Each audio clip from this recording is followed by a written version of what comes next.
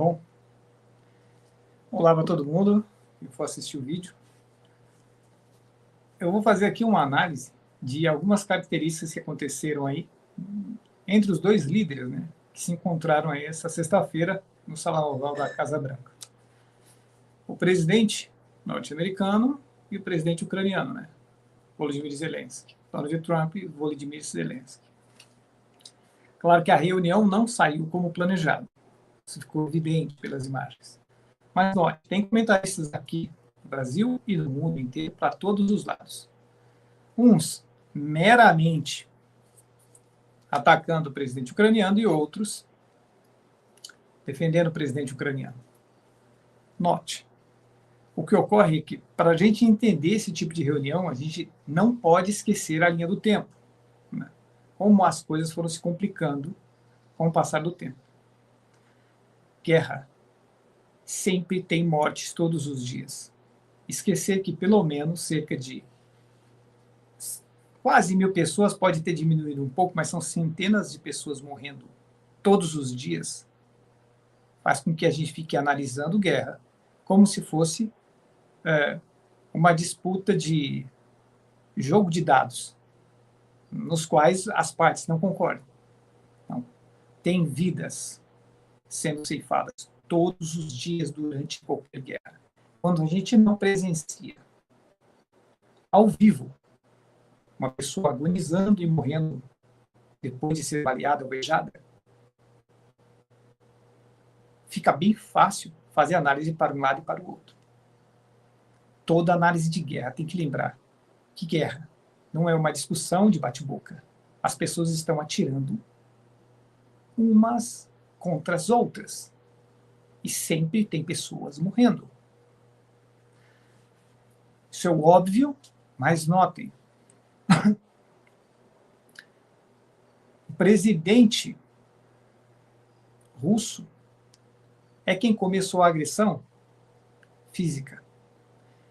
Mas quem lembra de história, lembra de um caso muito famoso entre a antiga União Soviética e os Estados Unidos da América, na qual a União Soviética ameaçou colocar ogivas nucleares em Cuba.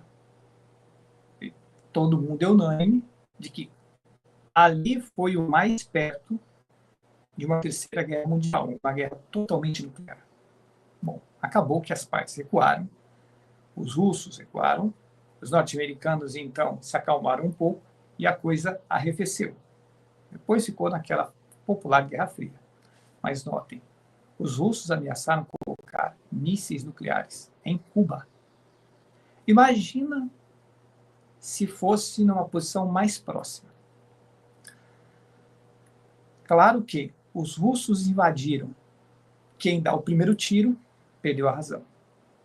Mas, antes dos russos invadirem, o que o presidente ucraniano, após várias reuniões com líderes norte-americanos e europeus, estes administradores, fez? Ele anunciou a entrada para a Ucrânia, para a União Europeia, é uma entrada financeira, ok? Se ele consegue manter as contas do país e acessar crédito mais barato, é uma vantagem. Eu não vou entrar nas questões aí de boa ou má administração de dinheiro público. O problema foi quando ele anunciou que entraria para a OTAN também. O único acesso que a Federação Russa tem a mar dito quente, entre aspas, porque a parte de cima é o Ártico, é aquela região, a região sul, exatamente passando pela Ucrânia. Se a Ucrânia entrasse para a OTAN, armas norte-americanas, inglesas, francesas, de todos os países, seriam imediatamente instaladas em território ucraniano. Como que a Federação Russa conseguiria sair do seu território por um mar dito quente, se a única saída que eles têm para esse dito mar quente é a Ucrânia? Então, aquele ponto é fatal para os negócios, importação, exportação e comércio marítimo para a Federação Russa. Depois da guerra iniciar-se, e os russos invadirem, quando a gente não sabe o que estava sendo discutido nos bastidores por essas administrações, é óbvio que a gente vai ficar do lado da Ucrânia. Claro. Mas quando você verifica que, na frente das câmeras, os administradores sorriem, apertam a mão, fazem um monte de acenos, é sempre um teatro, mas por trás das câmeras a gente não sabe a intenção, e muito mais, né? Qualquer pessoa que fale alguma coisa, guarda no que ela não disse o que é mais importante. É mais importante o que você fala ou o que você não fala? É mais importante o que você não fala, mas como é que você vai ler a mente da pessoa? Não dá para ler a mente da pessoa. Então, esses administradores já procuram encrenca há muito tempo. Estou fazendo esse vídeo para vocês que analisam isso, levarem em consideração isso. Todo administrador tem um interesse por trás. Na frente das câmeras, ele se faz de bom moço, diplomata, união completa, todo mundo estará juntos, mas por trás das câmeras, nem sempre. Notem o paralelo. Ucrânia, OTAN, União Soviética no passado, Cuba. Então, a Ucrânia queria fazer um tratado de cooperação militar pleno com a OTAN. Lê-se OTAN, Estados Unidos da América. No quintal da Rússia e único acesso a mar quente. A União Soviética fez um acordo militar e quase instalou armamentos em Cuba, naquela época da crise dos mísseis. Agora vamos transportar para o dia de hoje. Imagine se a Rússia conseguisse chegar à administração mexicana e assinar um contrato de cooperação militar plena com o governo do México. Exatamente no quintal norte-americano. O que vocês acham que a administração norte-americana faria imediatamente? Dissuadiria a administração mexicana com declarações de imprensa, o que eles chamam, grosso modo falando, de soft power, que é fazer reclamações, fazer ameaças comerciais, aumentar tarifas. Senhores, não. A administração norte-americana imediatamente diria que estaria iniciando uma operação militar contra os cartéis de drogas mexicanos. E com certeza nenhuma arma russa desembarcaria em solo mexicano de forma nenhuma. Só que, qual seria o nosso posicionamento? Até porque tem muitos cartéis de drogas no México. Provavelmente nós estaríamos aprovando o combate ao tráfico de drogas. Mas era o combate ao tráfico de drogas que eles visariam? Ou que eles visavam nessa situação hipotética? Claro, hipotética? Claro que não. Uma das maiores rivalidades que eu tenho, um dos meus maiores rivais, colocar armas, possivelmente táticas nucleares, no meu quintal, de jeito nenhum. O erro da administração ucraniana foi, ao concordar em entrar para a União Europeia, aceitar também trazer armas da OTAN para território ucraniano no quintal russo, no único acesso ao mar quente para os russos. Por que que, quando aconteceu aquela confusão no Maidan, os russos invadiram rapidamente a Crimeia? Porque seria a única base naval restante para eles poderem sair por aquela região de mar quente. Do contrário, eles estariam isolados no continente, com mares gelados por todos os lados. E, claro, foram se preparando, com certeza, para essa ação agora, né? Essa ação militar. Mas note, entrar para a OTAN foi a palavra-chave. Assim como se os russos dissessem que entrariam para o México, entrariam, né, num acordo com o governo mexicano, a reação da administração norte-americana seria extremamente estúpida. Esta briga exatamente de potências nucleares. Agora a gente olha a situação, centenas de milhares de homens mortos de todos os lados, russos, ucranianos. Ora, na Ucrânia lutaram o quê? Até brasileiros estavam lutando lá, colombianos, equatorianos, brasileiros norte-americanos também. poloneses, franceses, australianos, pessoas do mundo inteiro lutando pela Ucrânia. Gente morrendo de todos os lados. 3 anos seguidos de morte sem parar. E agora? Quando vem o presidente da mesma administração que, de forma indireta, incitou isso, fala, não, chega, vamos parar. O presidente ucraniano não aceita parar, porque ele quer termos vantajosos. Também gostaria de ter termos vantajosos. Mas não sou eu que estou dando e tomando tiro na cara, não. Quantas pessoas já morreram? Aliás, de ontem para hoje, quantos morreram? Eu tenho no Telegram vídeos que eu nem olho mais, gente morta de todos os lados, russos, ucranianos, uma carnificina, e preocupado com o jogo de cena. É óbvio que o Zelensky foi tomado pelo orgulho. Você move uma montanha, mas você não consegue mover o nosso orgulho. Isso é um defeito que provém da soberba. A gente não diz o que pensa, a gente diz sempre o que sente. Por isso que na frente das câmeras, quando provocado, ele disse o que estava sentindo.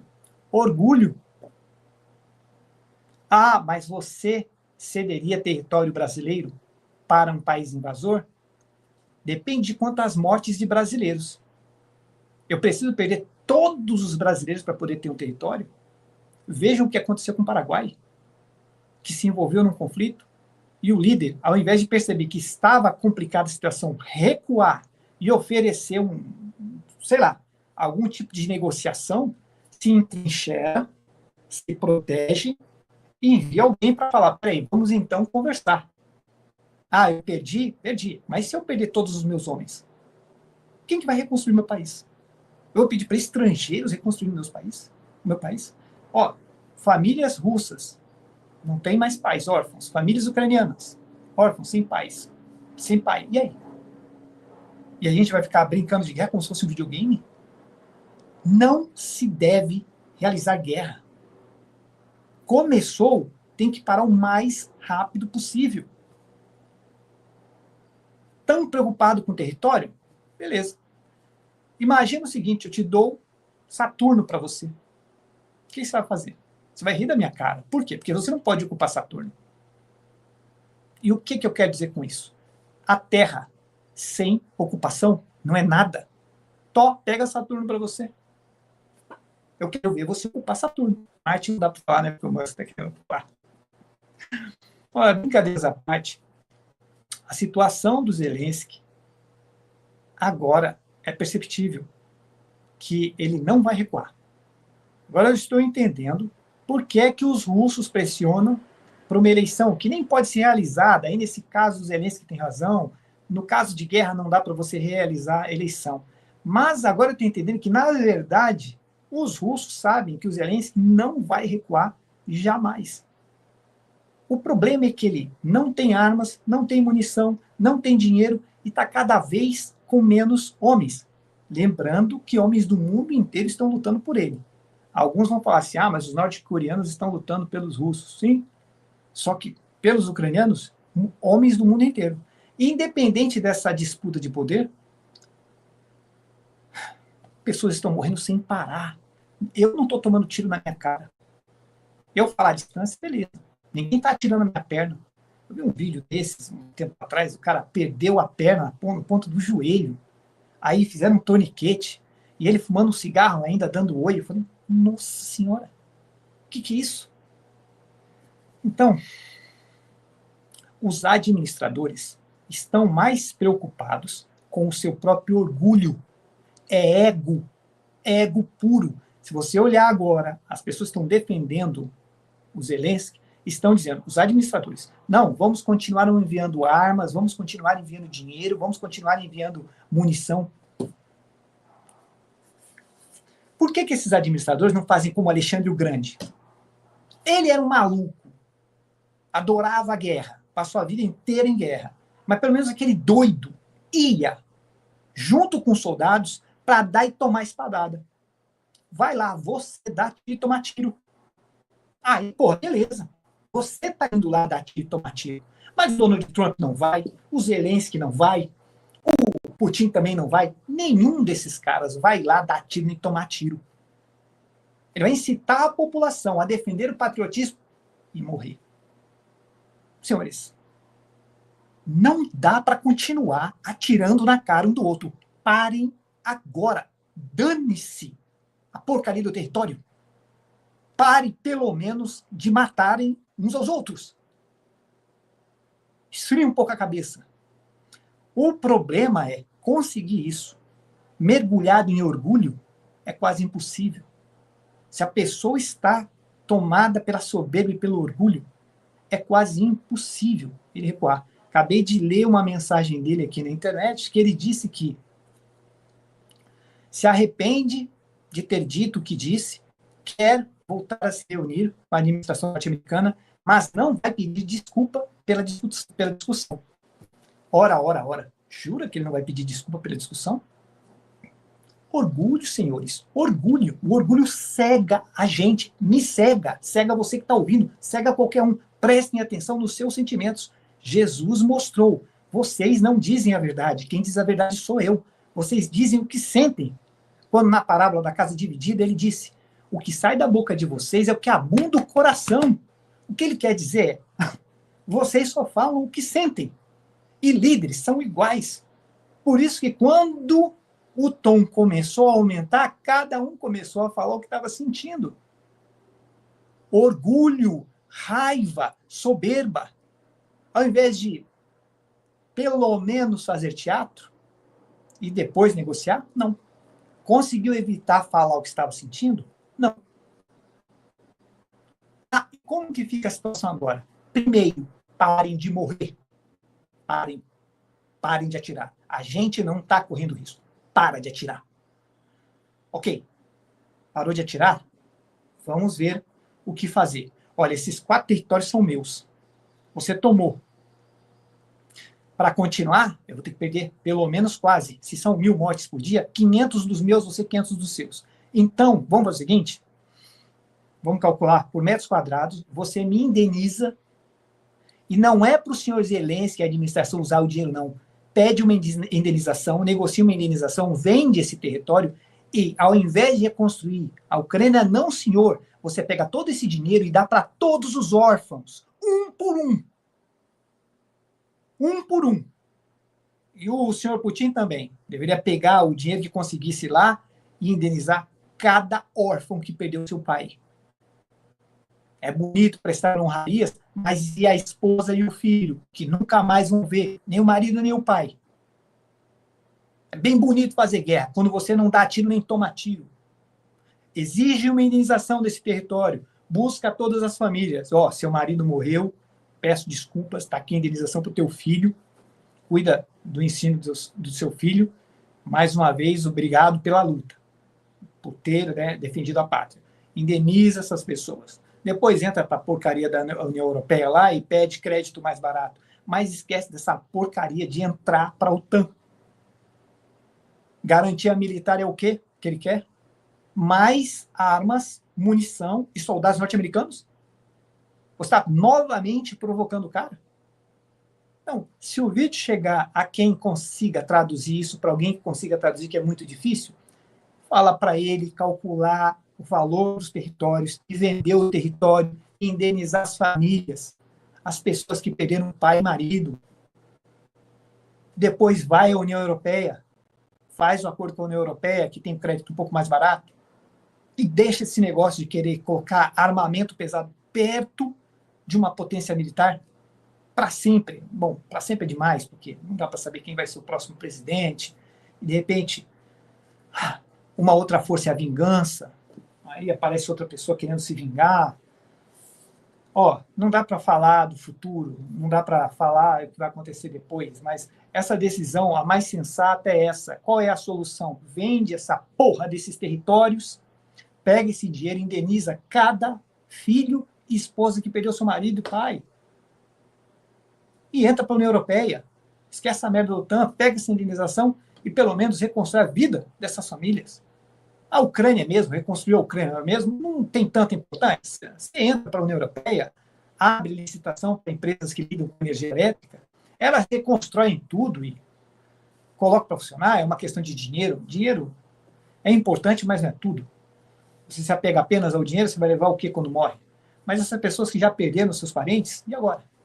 Indenizadas como? Então pega o dinheiro desses 4 territórios, desses 4 estados, pede o valor disso e indeniza essas famílias. E para com essa matança, para com essa carnificina. Para que continuar um atirando no outro? Principalmente quando não é o líder que está atirando um no outro. Né? Eu acho que pensando não com o coração, mas com um pouco mais de razão, a gente começa a perceber que no fundo, continuar mais um dia de guerra é continuar pelo menos mais umas 800 ou 900 pessoas morrendo. Ou então, para que ficar nessa contabilidade de morte? Dá uma parada, pede uma indenização por todos esses territórios, como se estivesse vendendo esses territórios, indeniza as famílias. Não dá mais para continuar seguindo pessoas com orgulho maior do que o próprio ego, apesar de que são sinônimos, né? A soberba cega. Se tem um defeito horrível nosso, meu também, é a soberba. Aquela certeza de que é superior ao outro. E o orgulho, que fazem? Filho da soberba. Ó, espero que fique claro para vocês. Eu acredito que, pensando com um pouco de mais de calma, a maioria das pessoas vai perceber que realmente a gente pensa daqui, só que a gente não está correndo risco. E não estamos, né, na situação de batalha, de troca de tiros e explosões por todo lado. Isso é sempre ruim para todo mundo. Obrigado para todo mundo que estiver assistindo aí. Eu vou fazendo mais vídeos depois. Valeu.